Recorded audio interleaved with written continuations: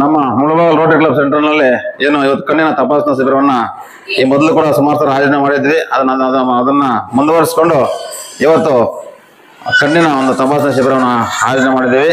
ಈ ಒಂದು ಶಿಬಿರಕ್ಕೆ ನಮ್ಮ ಅಧ್ಯಕ್ಷ ಸತ್ಯನಾರಾಯಣ ಅವರು ಬಂದಿದ್ದಾರೆ. ಅವರಿಗೆ ನಮ್ಮೆಲ್ಲರ ಪರವಾಗಿ ಸ್ವಾಗತವನ್ನು ಕೋರ್ತಾ ಇದ್ದೀವಿ. ಅದೇ ರೀತಿ ಮುಂದಿನ ವರ್ಷಕ್ಕೆ ಅಸಿಸ್ಟೆಂಟ್ ಗವರ್ನರ್ ಆಗಿರ್ತಕ್ಕಂಥ ನಮ್ಮ ಅರುಣ್ ಕುಮಾರ್ ಬಂದಿದ್ದಾರೆ. ಅವ್ರಿಗೂ ಕೂಡ ನಮ್ಮೆಲ್ಲರ ಪರವಾಗಿ ಸ್ವಾಗತವನ್ನು ಕೋರ್ತಾ ಇದ್ದೀವಿ. ಅದೇ ರೀತಿ ನಮ್ಮ ಮಿತ್ರರು ಆತ್ಮೀಯರಾದಂಥ ನಮ್ಮ BR ಸೋಮೇಶ್ ಅವರು ಬಂದಿದ್ದಾರೆ. ಅವ್ರಿಗೂ ಕೂಡ ನಮ್ಮ ಕ್ಲಬ್ನ ಪರವಾಗಿ ಸ್ವಾಗತವನ್ನು ಕೋರ್ತಾ ಇದ್ದೀವಿ. Welcome sir. ಈ ಕ್ಲಬ್ನ ಹಿರಿಯ ಸದಸ್ಯರಾದಂಥ ನಮ್ಮ ಸುದರ್ಶನ್ ಬಾಬು ಸರ್ ಬಂದಿದ್ದಾರೆ. ಅವ್ರಿಗೂ ಕೂಡ ನಮ್ಮೆಲ್ಲರ ಸ್ವಾಗತವನ್ನು ಕೋರ್ತಾ ಇದ್ದೀವಿ. ಹಾಗೆ ಒಂದೇ ಸರ್ ಎಲ್ಲರೂ ನಮ್ಮ ಫುಡ್ ಬ್ಯಾಂಕ್ ಅಧ್ಯಕ್ಷ ಅಂತ ನಮ್ಮ ಕೃಷ್ಣ ಸರ್ ಅವ್ರಿಗೂ ಕೂಡ ಸ್ವಾಗತವನ್ನು ಕೋರ್ತಾ ಇದ್ದೀವಿ. ನಮ್ಮ ಇದೇ ಕ್ಲಬ್ನ ಇಮಿಡಿಯೇಟ್ ಪಾಸ್ಟ್ ಪ್ರೆಸಿಡೆಂಟ್ ಆದಂತ ನಮ್ಮ ರಮೇಶ್ ಕುಮಾರ್ ಬಂದಿದ್ದಾರೆ. ಅವ್ರಿಗೂ PS ರಮೇಶ್ ಅವರು ಅವ್ರಿಗೂ ಕೂಡ ಸ್ವಾಗತವನ್ನು ಕೋರ್ತಾ ಇದ್ದೀವಿ. ಬನ್ನಿ ಸರ್. GF ಹಾಸ್ಪಿಟಲ್ ಸ್ಟಾಫ್ ಎಲ್ಲರ ಒಟ್ಟಿಗೆ ಸ್ವಾಗತವನ್ನು ಕೋರ್ತಾ ಇದ್ದೀವಿ.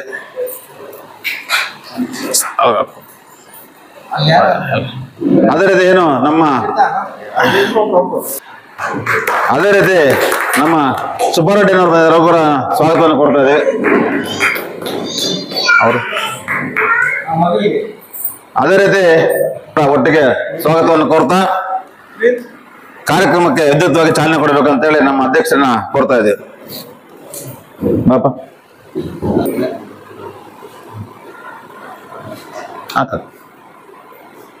ತಗೊಳ್ಳೋಣ.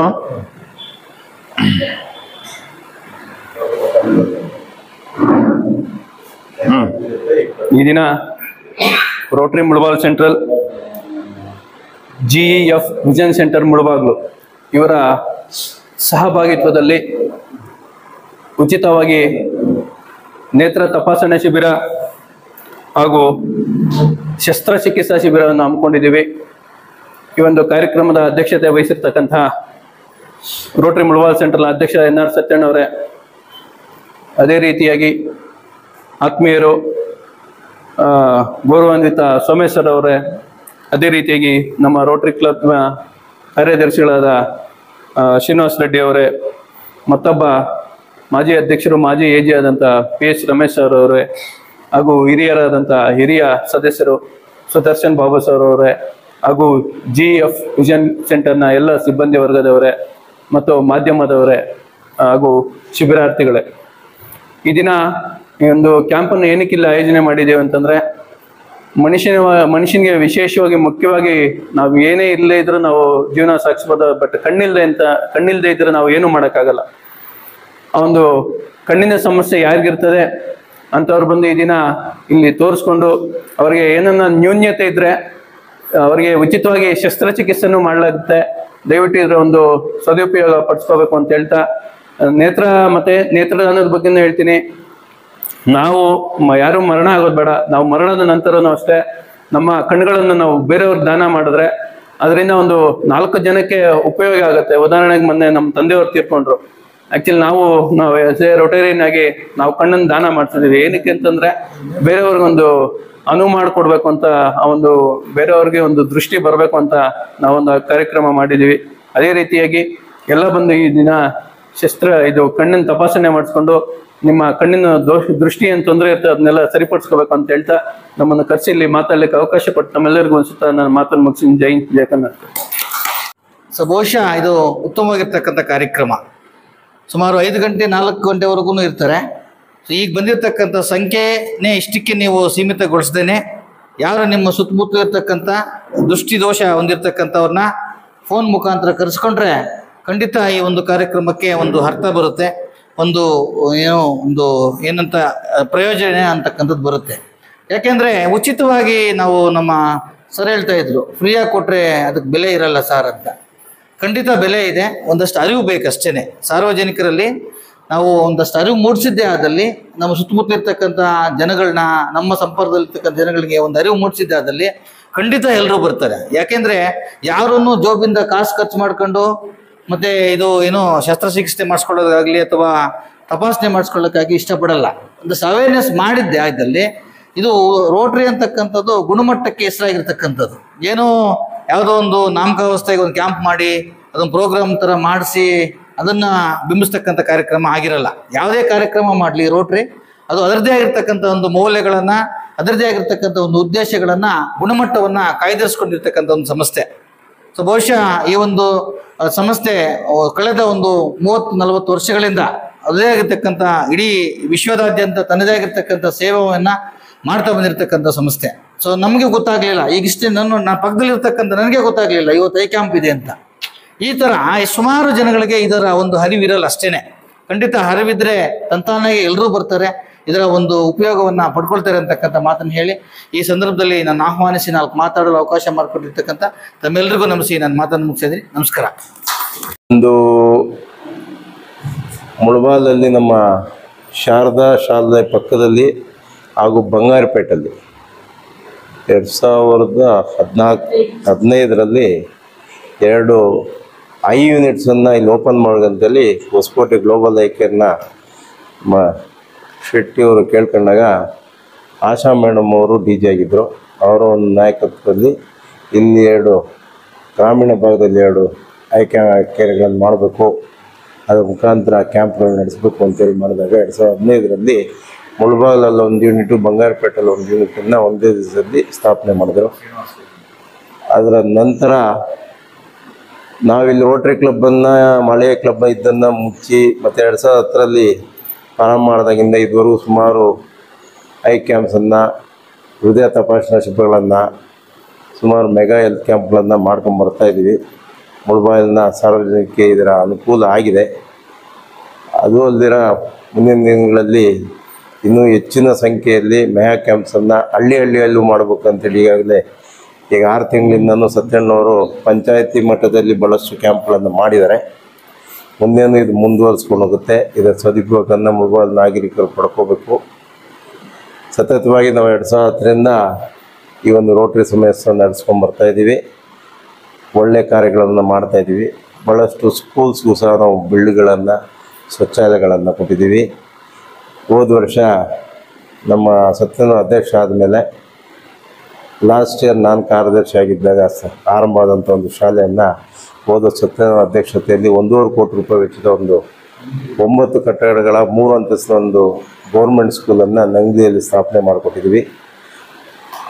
2 ವರ್ಷದಿಂದ ಅರುಣ್ ಅವರು ಅಧ್ಯಕ್ಷ ಆಗಿದ್ದಾಗ 45 ಲಕ್ಷ ರೂಪಾಯಿ ವೆಚ್ಚದಲ್ಲಿ ಭಾಳಷ್ಟು ಆಂಧ್ರ ಗಡಿ ಭಾಗದಕ್ಕೆ ಹೊಂದಿಕೊಂಡಿರ್ತಕ್ಕಂಥ ತಿಪ್ಪದೊಡ್ಡಿ ಗ್ರಾಮದಲ್ಲಿ ನಮ್ಮ ಶ್ರೀನಿವಾಸ ರೆಡ್ಡಿ ಅವರ ಸ್ವಂತವರು ಆ ಒಂದು ಶಾಲೆ 45 ಲಕ್ಷ ರೂಪಾಯಿ ವೆಚ್ಚದಲ್ಲಿ ಒಂದು ಸರ್ಕಾರಿ ಶಾಲಾ ಕಟ್ಟಡವನ್ನು ರೋಟರಿ ಕಡೆಯಿಂದ ನಿರ್ಮಿಸಿಕೊಟ್ಟಿದ್ವಿ. ಈ ರೀತಿ ಮಹತ್ವ ಕಾರ್ಯಗಳನ್ನು ಮುಳಬಾಗಿಲು ಜನತೆಗೆ ಆರೋಗ್ಯದಲ್ಲಿರ್ಬೋದು, ವಿದ್ಯಾರ್ಥಿಗಳಿಗೆ ಅವ್ರಿಗೆ ಬೇಕಾದಂಥ ಸೌಕರ್ಯಗಳನ್ನು ರೋಟರಿ ಸಮಸ್ಯೆ ಮಾನ್ಯ ಅಮರಜಿತ್ ವಿದ್ಯಾ ಸಮಸ್ಯೆ ಅಧ್ಯಕ್ಷರು, ನಮ್ಮ ಕ್ಲಬ್ನ ಚಾರ್ಟರ್ ಪ್ರೆಸಿಡೆಂಟ್ ಹಾಗೂ ಈ ಟ್ರಸ್ಟ್ನ ಚೇರ್ಮನ್ ಅಂತ ನಾಗರಾಜ್ ಅವರ ಒಂದು ಮಾರ್ಗದರ್ಶನದಲ್ಲಿ ಇನ್ನೂ ಭಾಳಷ್ಟು 45ರಿಂದ 50 ಜನ ಸದಸ್ಯರಿದ್ದೀವಿ. ಇದೇನು ನಮಗೆ ಗೌರ್ಮೆಂಟಿಂದ ಏನು ದುಡ್ಡು ಬರಲ್ಲ. ದೊಡ್ಡವರು ಯಾರ ಹತ್ರ ದುಡ್ಡಿದೆ ಅವ್ರ ಹತ್ರ ಬೇಡಿ ತರ್ತೀವಿ. ನಮ್ಮ ಜೋಬಿಂದ ಸ್ವಲ್ಪ ಹಾಕಿ ಪ್ರತಿ ವರ್ಷ ಒಬ್ಬ ಮೆಂಬರಿಂದ ಸುಮಾರು 50 ಲಕ್ಷದಿಂದ 50,000ದಿಂದ 1 ಲಕ್ಷವರೆಗೂ ಖರ್ಚು ಮಾಡ್ತೀವಿ. ನಾವು ಜೋಬಿಂದ ಖರ್ಚು ಮಾಡಿ ಇಲ್ಲೊಂದು ಕಾರ್ಯಕ್ಕೆ ಸಮಸ್ಯೆಯನ್ನು ಮಾಡಬೇಕು ಅಂತೇಳಿ ಮುಂದೆ ಬಂದು ಮಾಡ್ತಾಯಿರೋದು. ಇದನ್ನು ಸಾರ್ವಜನಿಕರು ಸದುಪಯೋಗಪಡಿಸ್ಕೊಂಡು ಇದರ ಒಂದು ಫಲವನ್ನು ಪಡೀಬೇಕು ಅಂತೇಳಿ ಎಲ್ಲ ವಿನಿಸ್ತಾ ನನ್ನ ಮಾತನ್ನು ಮುಗಿಸ್ತೀನಿ.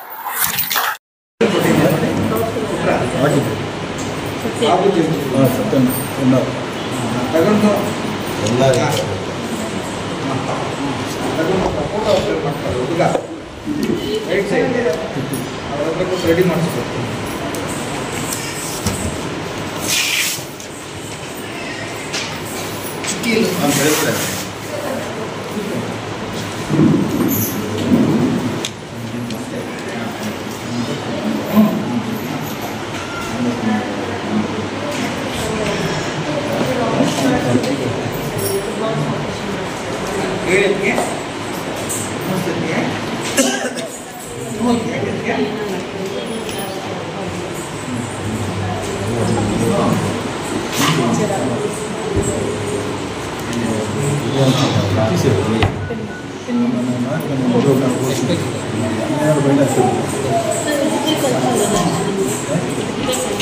ಏನು ಅವಾಗಂತ ಜಾಸ್ತಿ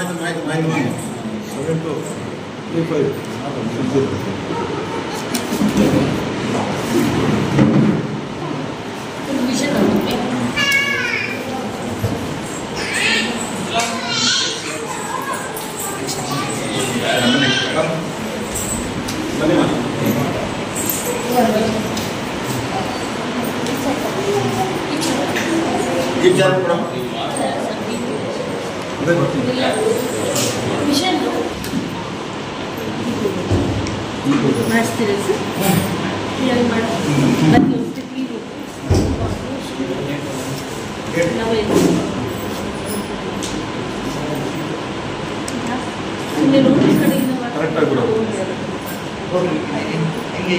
ಸರ್ ನೀವು ನನ್ನನ್ನು ಮಾತಾಡ್ತೀನಿ ಕ್ಲಿನಿಕ್ ಬನ್ನಿ.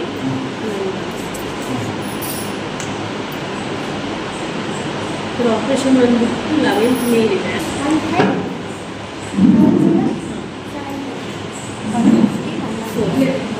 ನೀಲಮ್ಮ ಸರ್ 150 150 ಸ್ವಲ್ಪ ಬಿಡಿ ಆಮೇಲೆ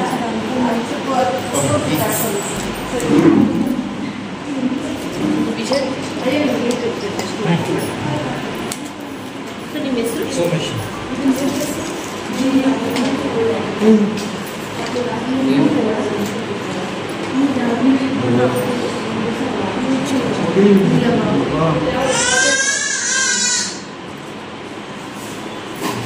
ಸರ್ ಕಾಂಟ್ಯಾಕ್ಟ್ ನಂಬರ್ ಇದೆ ಯಾಕೆ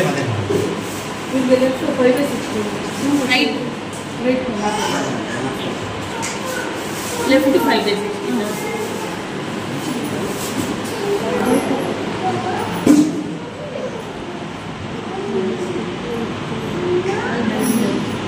ಚೇತನ್